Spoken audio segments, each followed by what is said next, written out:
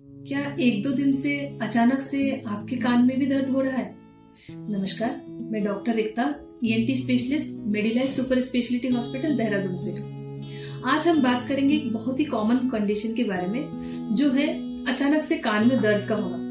ये कंडीशन आजकल winter season में बहुत कॉमन है, खास तौर पे हाई ऑल्टीट्यूड वाले इलाके जहाँ ज्यादा ठंड पड़ती है, उत्तरकाशी, देहरादून, इसके आसपास के जितने इलाके हैं जहाँ सर्दी बहुत ज्यादा सीवियर होती है, ठंडी बहुत ज्यादा पड़ती है, ऑल्टीट्यूड थोड़ा हाई है, ऐसे एरिया में ये कंडीशन बहुत कॉमन है। खास तौर पे पेरेंट्स बच्चों को लेकर के काफी परेशान है। सर्दी जुकाम खांसी हुआ था बच्चे को, 2-3 दिन से सर्दी जुकाम खांसी था, साथ में थोड़ा सा गला दर्द, थोड़ा बुखार, ये सब भी था।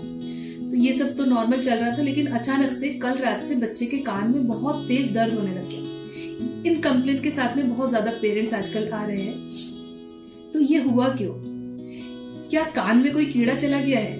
क्या कान में कुछ और हो गया है?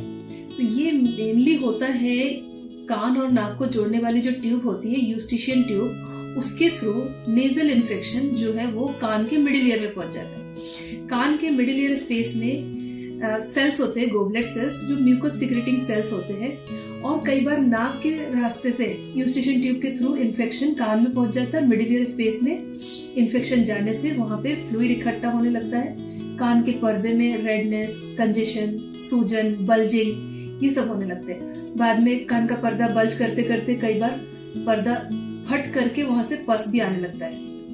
पर्दा बिल्कुल रेड, कंजेस्टेड, स्वेलिंग होती है, दर्द काफी सीवियर होता है। कंडीशन को कहते हैं अक्यूट ओटाइटिस मीडिया।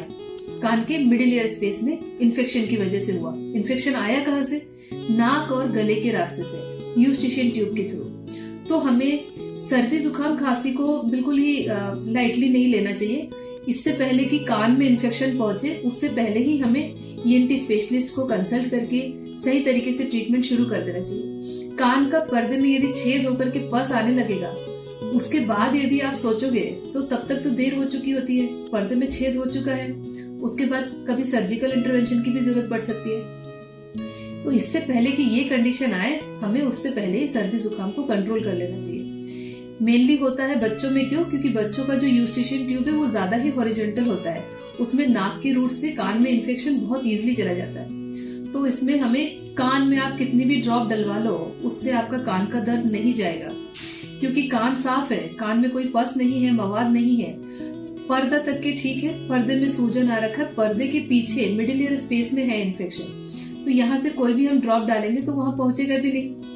तो वहां से ड्रॉप डालने से ठीक नहीं होता है। Most of the time parents जो गलती करते हैं कि बच्चे के कान में दर्द हो गया तो उसको तेल डाल दिया, उसमें कोई सी भी ड्रॉप डाल दी, कोई वैक्स की ड्रॉप डाल देता है, कोई सी भी ओवर द काउंटर अवेलेबल जितनी भी ड्रॉप्स है लेकर के डाल देते, पर उससे कान का दर्द नहीं ठीक होता। इसको ठीक करने के लिए हमें नेजल रूट, जो सोर्स ऑफ इन्फेक्शन है, उसको कंट्रोल करना पड़ेगा।